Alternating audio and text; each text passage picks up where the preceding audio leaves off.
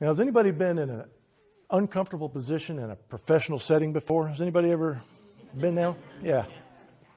Well, let me tell you a quick story, if you don't mind. So, at 19 years old, you remember when you were 19?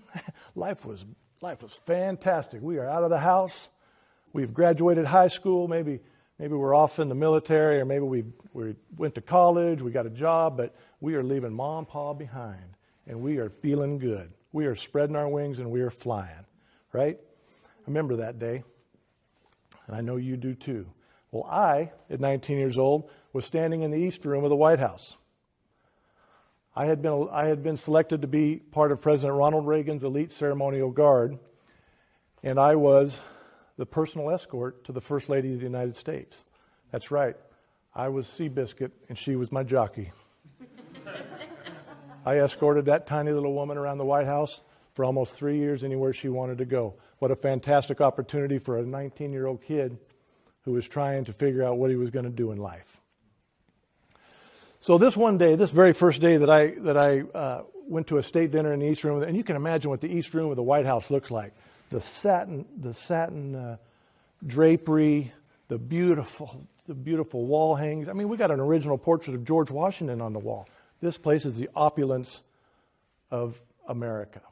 I'm standing there, and of course, I'm scared to death. What were you at 19? You know, we were scared to death. Well, try standing in the East Room when you got two presidents, admirals and generals, cabinet members, movie stars, everybody in this room. And you're 19 years old, and you're standing there, kind of like those old guards in the English.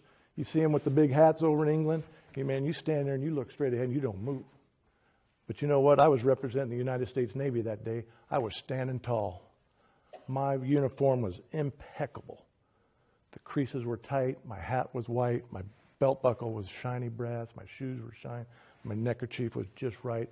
And I was representing the United States Navy that day. It was all fantastic because I was watching everybody file in front of me that day. And then Phyllis Diller and Dom DeLuise stepped in front of me. Now, if you don't know who Phyllis Diller and Dom DeLuise are, at the time, they were the iconic comedians, far none. They were the Tina Fey and Jimmy Kimmel of the day, if you will. Phyllis Diller had the big hair, the scratchy voice. Dom DeLuise, a squeaky little dude, about 5 foot tall. Phyllis Diller comes, stands right in front of me, and I know something bad's about to happen. Phyllis Diller grabs my neckerchief, pulls it tight, goes up around my neck. Dom DeLuise immediately gets in my face and lets out this huge roar. Tries to get me to break, tries to get the old guard to break, and I don't. I bite my tongue and I continue on. The thing that happened next impressed me more than anything that has led me to be the leader that I am today. Right then and then, Nancy Reagan, the First Lady of the United States, 5 foot nothing, 100 pounds of nothing, soaking wet, steps right directly in front of me, puts her finger up and says, "Not today, not in the White House." Dom DeLuise and Phyllis Diller both completely changed their behavior. Turned and tucked their tails like scalded dogs and left. First Lady turned around, fixed my necktie, brushed me off, and said, "Not today, not in the White House."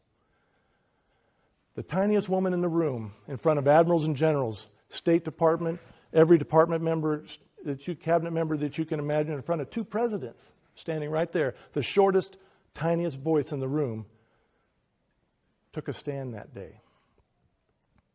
She took a stand that day. She had the authority. She took action, and she held them accountable, not to punish them, simply to change their behavior, because this was not the place.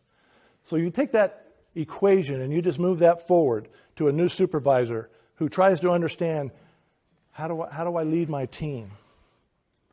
How do I motivate them? Why does it matter? Well, we know that it matters, right? We heard the numbers. 50% of your people are leaving because of poor leadership. If we can simply teach that brand new supervisor, that brand new young supervisor, or that mid-level manager, and quite frankly, even some of you back there that are CEOs and the mid-level managers, if you can understand, you have been given a ton of authority to lead your team, to empower your team. Hold them accountable, change behavior, take massive action. Simple rules that if we can take those lessons learned from that tiny woman, my jockey, it can change those statistics. You can save that money. This is what it's going to take. Our employees are telling us this is a huge problem. Our employees are not saying it's bad benefits, low pay, bad hours. They're saying leadership sucks. People in this room, you're the leaders. We can fix this. I'm Matthew Brandt. I'm the accountability cop. Thank you for coming today.